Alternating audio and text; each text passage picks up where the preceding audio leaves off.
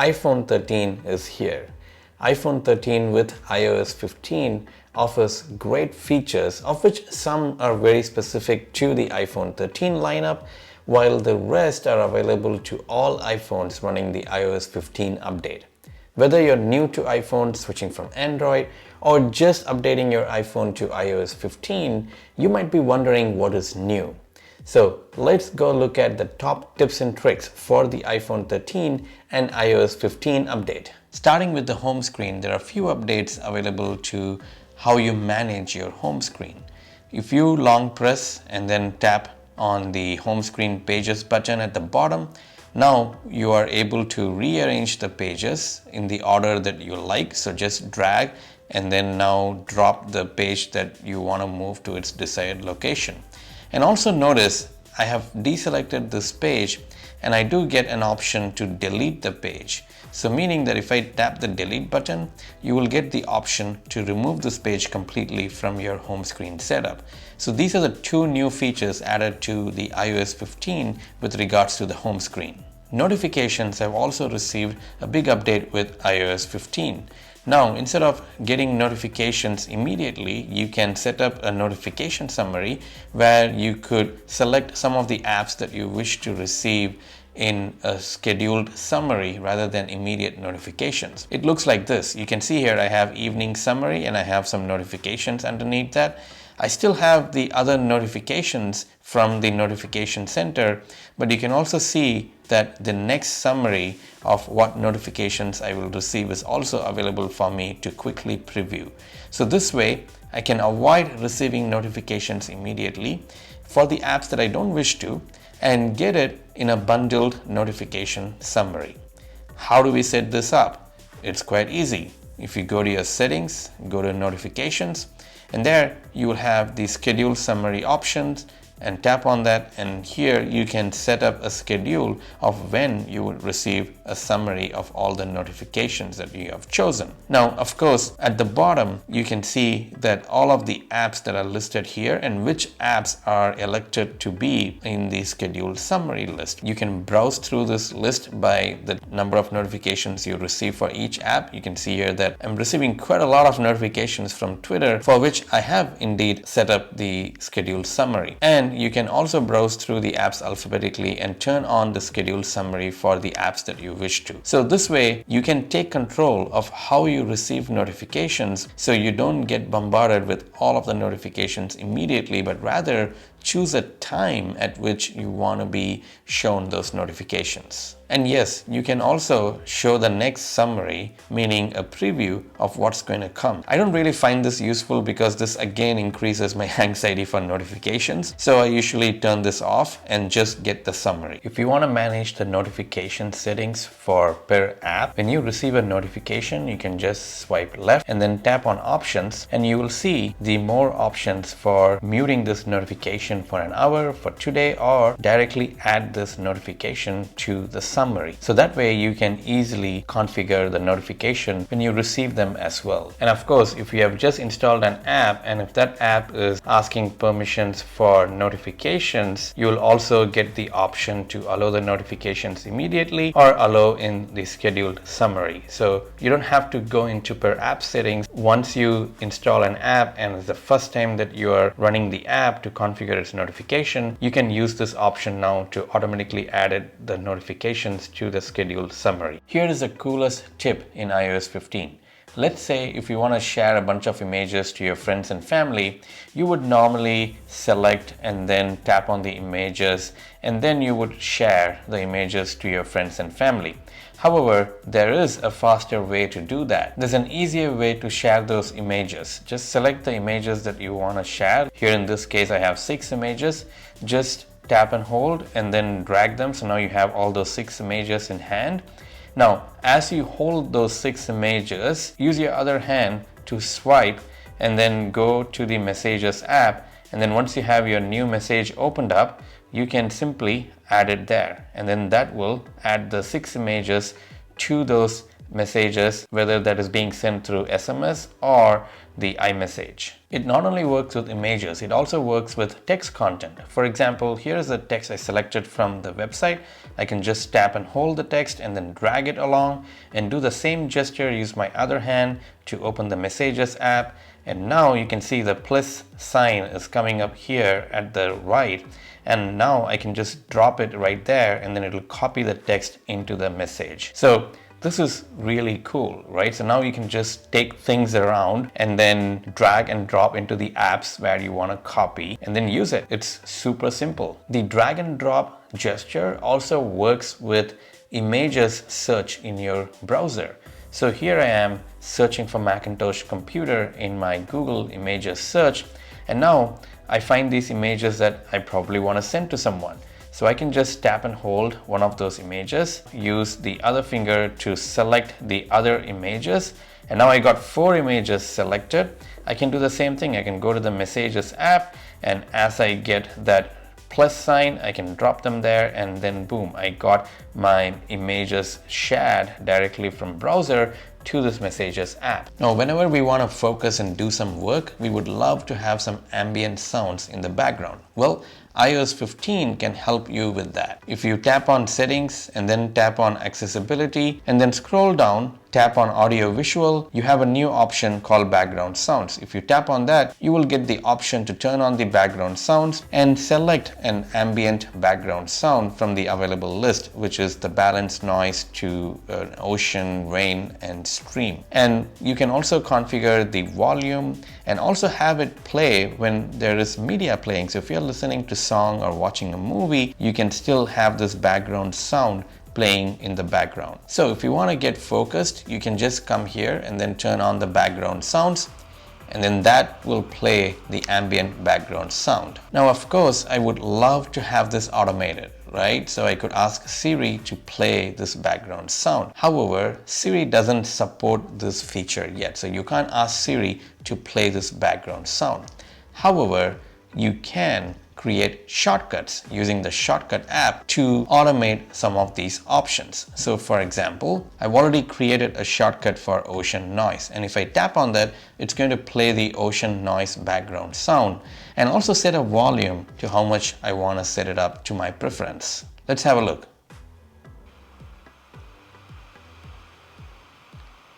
There you go. So that's playing the background ocean noise. Now, how do we set this up? Well, shortcuts in iOS 15 have new actions which will allow you to turn the background sounds on or off and also set the background sounds volume to your preferred percentage, and it allows you to change the background sound. So you could even build a shortcut such a way that you can ask the input, and then based on the input you can play the background sound, or create a shortcut for every background sound you have in your phone, just like what I've done here for the ocean. You could create one for rain, you could create one for stream, and have them basically activated through Siri. For example, ocean noise. That's done. There you go. Because this shortcut functions as a Siri command shortcut, you can just ask Siri with the shortcut name and it will start playing the background sound. So that's how you can automate the background sound settings using the Shortcuts app. So if you want to navigate between the words and letters in your text, for example here, if I want to go word by word, I can press and hold the space bar to go by letter or word by word, right? So that allows me to navigate through the sentence. There is also another gesture, or I should say there was another gesture that was available in iOS 13 where you could just press and hold the text input area, and then that would give you a magnifying glass, and then you could basically see where your cursor is moving. And that is now back in iOS 15. So not only you can use the spacebar gesture to move between letters, you can also now press and hold the input area, and there you go, you get the magnifying glass. This is actually easier to see because it's actually showing you a magnified version of where exactly your cursor is. The cameras are by far the biggest thing I look forward to in new iPhones every year. So the couple of things that you're going to see available to all the iPhones in the iPhone 13 lineup is the cinematic mode. So with this cinematic mode, it adds shallow depth of field and focus to videos automatically. So if you have people in your video that are getting focused, you can have that shallow depth of field depending on whether that person is standing in front of the other person or behind, and you get that cinematic effect applied. So this is a great way to enhance your videos and start using the cinematic video option. Now, I have tried this out and I really like it, and it works most of the time really well, and sometimes when you have too many people, and then that is when it becomes really hard. Now, you can also edit the recorded cinematic video footage and adjust the depth of field and focus transitions based on how you want it to be, if at all it missed when you're recording it live. So at least with that, I was able to adjust some of the settings in my video and make sure I did get a good video with the cinematic video footage. The other new option added is the photographic style. So if you are taking a photo, now you have a new dedicated icon just before the live video to turn on and toggle the photographic styles. Now the photographic style is very different from filters. Apple says that the photographic style are the actual camera settings that give the particular photographic style, whether that is standard, vibrant, rich contrast, or warm and other effects.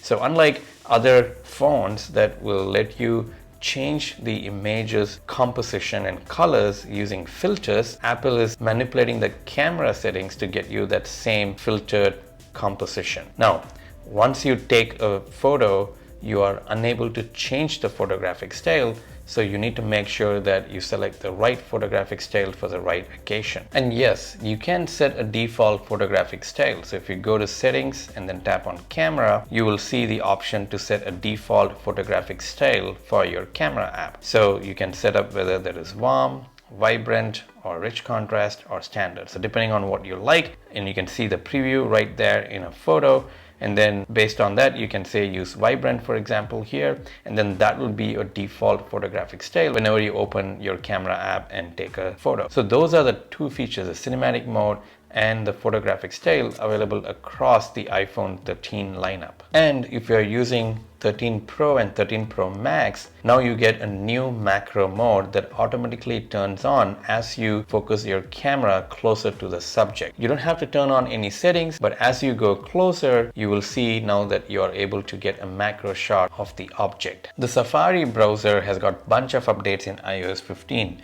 In fact, I quite enjoy these new updates to Safari browser. The first one you will notice is the tab bar is on the bottom, and this is a new option available now that you can configure for your Safari browser. And notice I also have a different wallpaper setup and not the usual white background. You can set up your own wallpapers for your Safari background in iOS 15. To do that, you can tap on edit, and then here you can select all of the things that show up on the start page, like favorites, frequently visited sections, shared with you, a privacy report of all the sites that you have visited, and also the iCloud tabs from other devices that you have signed in using your iCloud account.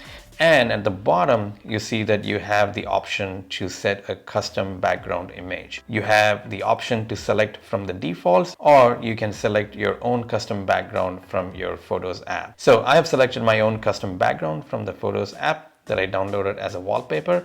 So that's what you see here in my Safari browser. I quite like the tab bar approach here that is on the bottom. So I can quickly reach and then type and then hit go. So I don't have to take my finger all the way to the top to type the address or modify the address location. So I have enjoyed this feature. I know many are seeing this as a big change, but trust me, especially if you're using a Pro Max device, not this mini, you're going to find it really simple, and thankful for Apple to put the tab bar below and just not keep it on the top. The reason why it's called tab bar is it supports some gestures. So for example, I can quickly navigate between the sites just by a gesture, swiping it left and right. And also, if you want to see more options, there are some hidden gestures here that you should be aware of. There are 3 sections in the address bar in the tab bar. There is this section on the far left, and then there is the section that displays the website name, and then there is the reload button on the far right. Now if you tap on the far left section, that gives you more options where you can also move the address bar to the top. And there's something new here. You can actually manage extensions for your Safari. Yes, the Safari browser in iOS 15 now supports extensions. And you can already see I have two extensions installed here, 1Password and the Noir app. 1Password is my password manager, and the Noir is an extension that automatically renders websites in dark mode given a schedule, especially during the nighttime. And I have other options here like the website settings and even the option to turn off content blockers or request desktop website. And I also have the option to show reader view when it's available. So those are the options you have on the far left. Now if you press and hold the lock icon just before the website address, you will get more options to copy the website name, do a voice search, or move this to a tab group. And yes, now iOS 15 Safari browser supports something called tab groups, where you can group a certain tabs and have related tabs together. And if you go to the far right and then press and hold the reload button, you get the same options, which is the copy, voice search, and move to the tab group. Now the tab group is very interesting. So I've created few tabs groups here to show you an example. To access the tab groups, you need to first view the open tabs, and then you have the option at the bottom below where you would see how much ever tabs that is opened here. So tap on that, and then that will open more options where you can see your tab groups available here. So the default group that you use is available here along with the private as a tab group. And then you have your custom ones. So you can see here I have camping and tech. And if I go to tech, you can see that I already have some tabs set up here, which are mostly websites related to the technical content. Now, this is a great way to organize your web pages or the tabs that you're browsing together, so you always remember those are the things that you relate with each other and browse together, right? So that's why these tab groups are very helpful.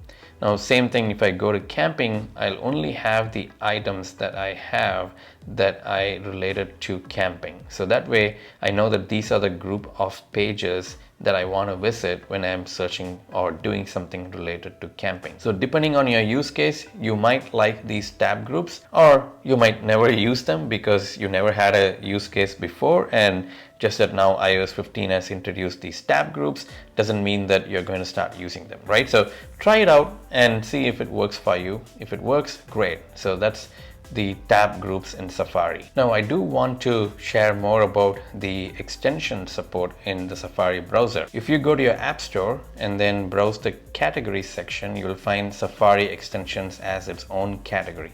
Here you will find a lot of great apps that are extensions to your Safari browser. For example, here is one that I really like. The Momentum extension allows you to set a custom wallpaper background every day for your Safari browser and also acts as a daily organizer. So extensions like these are very useful. So let's see an example of how to configure this Safari extension that I'm going to now open and show you. So once I have installed this, I can open this up. Now this will ask me to enable this extension for the Safari browser. So if I tap Enable Momentum, you can see that it doesn't actually set it up automatically for you. Rather, it asks you to go do some settings changes to the Safari browser. Yeah, that's the unfortunate thing here with the extension, is you still have to go into Safari settings and then turn them on and configure them if at all that you want to do it. Now, if you open settings from here, you can go to the Safari browser, and then if you scroll down, you'll see extensions.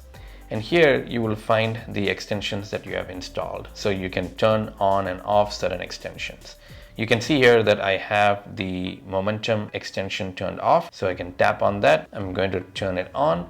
And now you can see the basic setup for this extension shows up here. Open new tabs on Start page or Momentum. So I'm going to just tap Momentum, and that's it. Now, when I go back to my Safari browser, you can see that now it's not loading my previous wallpaper, but it's actually loading a wallpaper from the Momentum extension.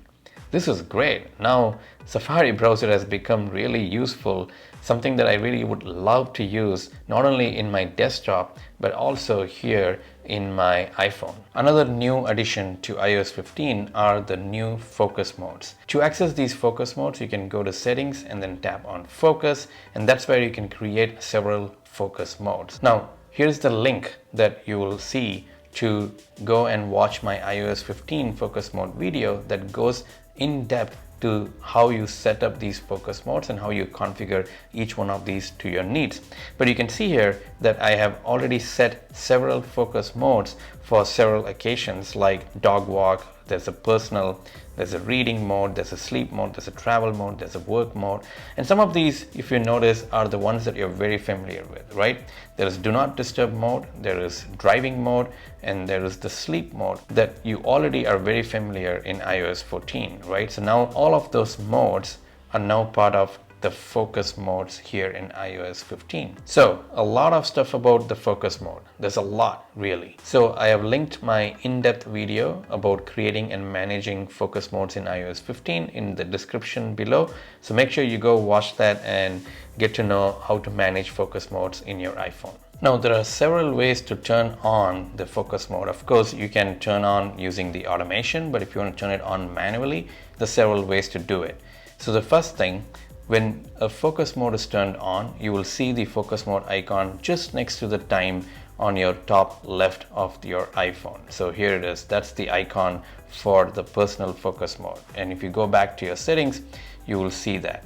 Now this icon, you can set an icon when you add a new focus mode. For example, if you tap to create a new focus mode, for example, custom, you can name and select an icon. Whatever icon you selected for the focus mode, that's what you will see here on the top of your phone. Now, so that's one place. And then if you go to your control center, you will see the focus mode option there as well. And then if you tap on the focus mode, you will see all of your focus modes available here. So you can tap on any of these to quickly change between the focus modes. Now here's a tip. If you just want to turn off the current personal mode that you have, you can just tap on the icon and that'll turn off the focus mode.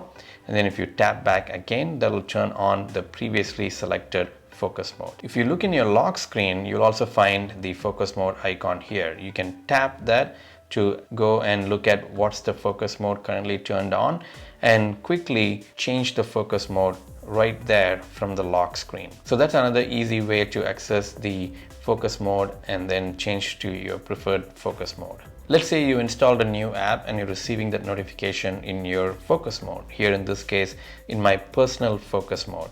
So I can just swipe left and then tap on options. And for the ones that I did not configure, you will see the turn off during personal focus mode. So I can turn off, and now that app setting for the notifications will be turned off during the personal focus mode. And also notice, this is what I was talking about, the silenced notifications, right? If at all you do receive notifications during the focus mode, new notification setting called while in that particular focus mode, in this case while in this personal focus, I can tap and I can see what exactly comes up as the one that I might have missed during this personal focus mode. Next up is Siri. Now there are not a lot of changes to Siri, but there are two new additions. One, Siri supports offline mode. So if you go and turn on, let's say, the airplane mode in my case, and I've turned off all the network connectivity, right now I don't have Wi-Fi, I don't have my cellular connection, but I can use Siri to change some settings in my phone. For example, open battery settings, turn on work focus mode. Okay, I turned working mode on. Open news app, turn off Bluetooth. Okay, I turned Bluetooth off. Turn on flashlight. Okay, I turned flashlight on. So you can see there are a bunch of commands that now work offline when not connected to internet. This is great. I can just use and manage some of the settings by using Siri rather than going through all of the settings when I'm not connected offline. Now you might be asking, where is this useful? Well, I would say for me, When I went camping and I did not have any cellular coverage and I quickly want to turn on flashlight, there you go. I was able to do that. So depends on where it exactly is useful for you. But for me, just the fact that I can turn on and off flashlight was more than enough to upgrade to iOS 15 and get those Siri offline options. There is a new command though, which is you can now directly send a screenshot to someone using Siri. So you don't have to hold the power button and the volume buttons together to take the screenshot. You can just ask the help from Siri. So here's how it works. Send the screenshot to my wife. Ready to send it? Yes. Okay, it's sent. Isn't that great? So now you can use Siri to just send a screenshot. Now, I have gone in depth of all the new features in Siri and iOS 15, and I have linked that video in the description below and also here on the top. So make sure you watch that video and get to know all the tips and tricks with Siri and iOS 15. Here is a useful tip for iCloud users in iOS 15. Now you can go into your iCloud settings, tap on password and security, and then tap on account recovery to set up an account recovery contact. So this is very useful because in cases where sometimes you might forget your iCloud password or even the device passcode, the device that you're using right now perhaps, so you want a way in. And sometimes you can go and reset the passwords, but in cases where you can't do that, you can also use account recovery contact that you can use to help recover your device from that mode. So if you are really keen to make sure that you have someone that can help you in those situations, you can go ahead and add a recovery contact. Now this should be obviously someone that you trust, and you can basically use them to ask for help if you forget your password or device passcode. And also that way you can get back to your phone, right? So you can add a recovery contact, and once you add a recovery contact, that will send a message to that person, and once they accept, they will be added as your recovery contact in this setting here. If you ever lost your iPhone, you can easily find where your phone is and even find the exact location where your phone is using the Find My app. Now, the Find My app in iOS 15 also works when your phone is powered off. The power off menu now displays a message saying iPhone findable after power off. If you tap on that, it'll give you more information that the location of this iPhone will be visible in the Find My or other devices, and to the people that you have already shared this location to your family. So now, even after power off, it's easier to find your iPhone. You can temporarily turn off the finding. However, I wouldn't recommend that because that defeats the purpose of this feature, right? So the good news is that it's turned on by default, and you can always make sure and be happy that your iPhone is safe. So what do you think? iOS 15 does offer very few features when compared to the big iOS 14 update. Of course, the iOS 14 update was all about the new home screen, the app library, and the widgets, and you can see that Apple hasn't delivered a lot of updates with the iOS 15. Let me know in the comments what you think about the iOS 15 update, and if you had bought an iPhone 13 or 13 Pro Max, let me know how you're enjoying the camera. I love the cinematic mode and the photographic styles, so would love to know from you what you think about those. If you enjoyed this video, make sure you give a thumbs up. And if you want to see more tips and tricks, make sure you subscribe to my channel. Until next time, bye.